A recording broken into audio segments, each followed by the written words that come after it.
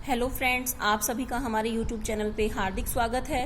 आज हम 10th class की एनसीईआरटी बुक अर्थशास्त्र का फर्स्ट लेसन डेवलपमेंट लेकर आए हैं, यानी विकास अथवा प्रगति की अवधारणा हमेशा से हमारे साथ है।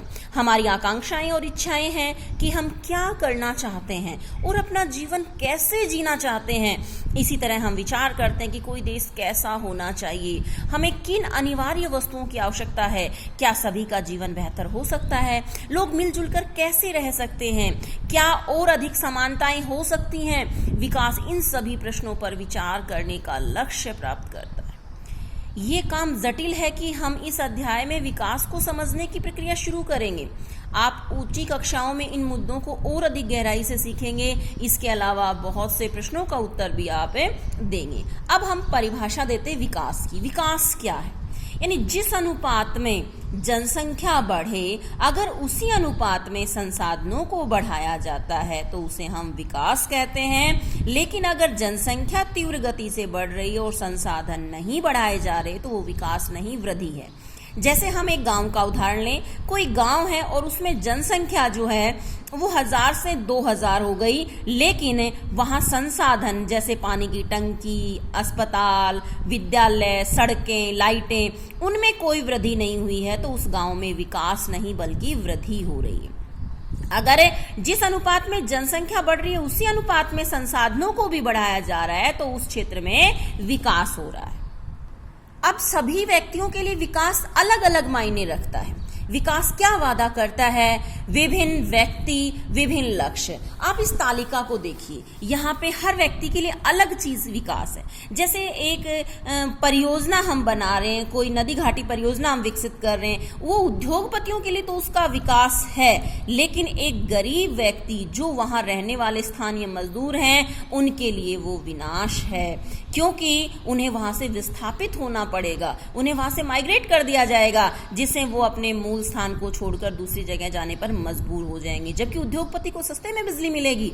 इस प्रकार जो बहुउद्देशीय परियोजनाएं हैं वो उद्योगपतियों के लिए तो फायदेमंद है, उनके लिए तो उनका विकास है, लेकिन गरीब जनता के लिए वो एक प्रकार से अभिशाप है। अब देखिए, भूमिहीन ग्रामीण मजदूर काम करने के अधिक दिन और बेहतर मजदूरी चाहता है, क्योंकि जिस मजदूर के पास अपनी जमीन नहीं है वो चाहता है कि उसे ज्यादा दिन काम मिले और ज्यादा अच्छी सैलरी मिले, अधिक पैसे में वो किसी के यहाँ काम करे ताकि वो अपने बच्चों को स्कूल में भेज सके और सामाजिक भेदभाव का शिकार होने से बच सके।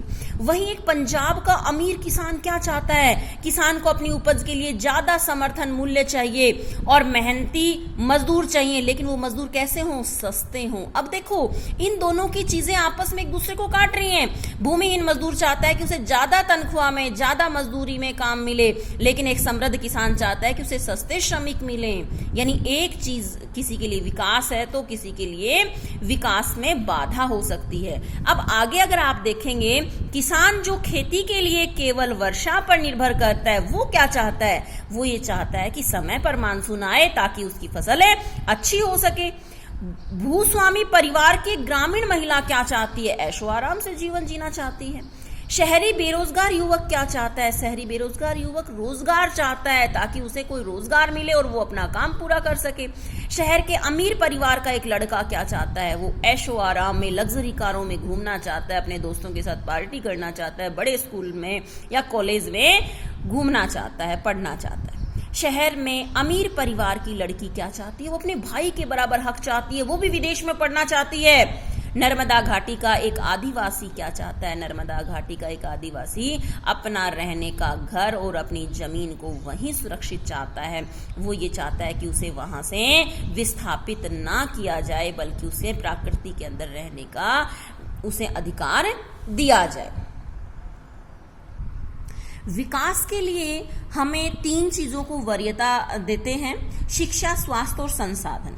यानी किसी व्यक्ति के पास अगर शिक्षा अच्छी है तो वो व्यक्ति अच्छा विकास कर सकता है।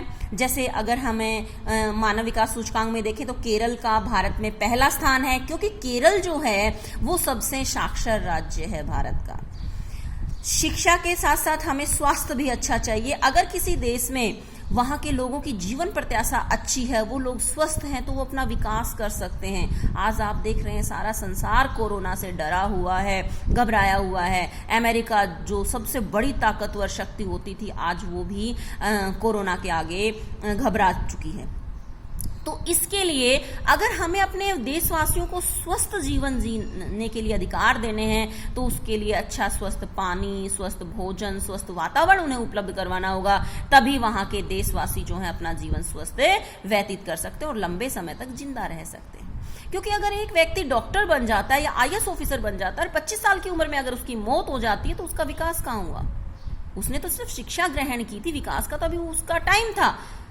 इसी तरह से हमारे पास शिक्षा, स्वास्थ्य और संसाधन। एक बच्चा IAS ऑफिसर बनना चाहता है, लेकिन उसके पास वो संसाधन नहीं है, उसके आसपास अच्छी स्कूल नहीं है, अच्छी संस्थाएं नहीं है जहां उसे गाइडलाइन मिल सके, उसे परिवार का सहयोग नहीं मिल पा रहा है। इससे वो व्यक्ति अपना विकास करने में सक्षम नहीं है। इसलिए विकास के लिए 3 चीजों का होना जरूरी है: शिक्षा, स्वास्थ्य और संसाधन। अगर आपको हमारा वीडियो अच्छा लगे तो इसे लाइक और सब्सक्राइब जरूर करें। Thank you.